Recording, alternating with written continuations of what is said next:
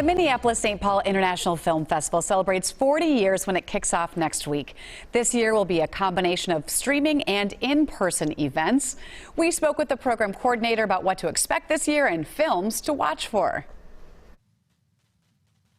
Well, we're celebrating the 40th Minneapolis-St. Paul International, and we're going to do it in a grand way, we think, after such a tough year.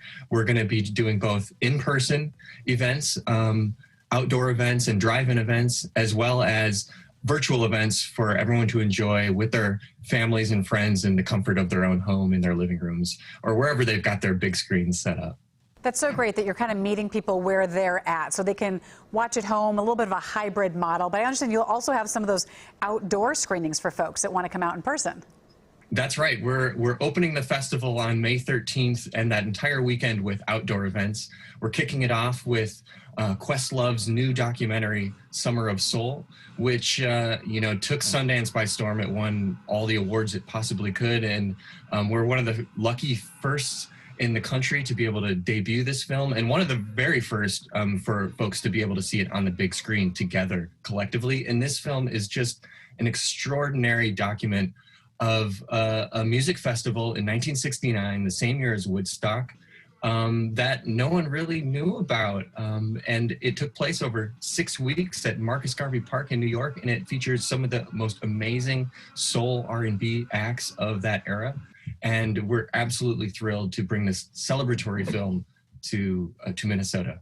That's so cool. I bet people will be excited to see that. I know Minnesota Made is also a highlight of the festival. Can you tell us about some of the Minnesota films to watch for? We've got a couple Minnesota films that will also debut in our outdoor setting. We've got The Claw by director Philip Harder, which features the origins of Baron von Raschke. He's a former AWA wrestler. A lot of people don't know, but the professional wrestling as we know it today, with all the pomp and theatrics, was founded in Minnesota. I mean, so many Minnesotans are these professional wrestlers, and this is about Baron von Raschke and his origins. And he's just this fierce guy in the ring, but incredibly tender as a human being. And so you get to really pull back the curtain or pull back the spandex, I guess, and see what he's all about.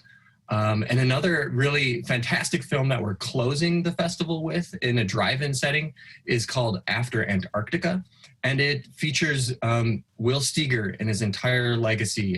Will Steger, the polar explorer, naturalist, and he's borne witness to climate change over decades. And this film brings never before seen footage to audiences, and really brackets his long career of fighting for humanity and the planet. There are always so many interesting films. This is your 40th year, a major milestone.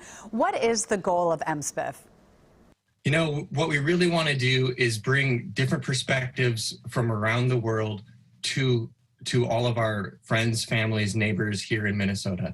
That's our goal. There's brilliant storytellers from all corners of this wonderful world, and including in our own backyard.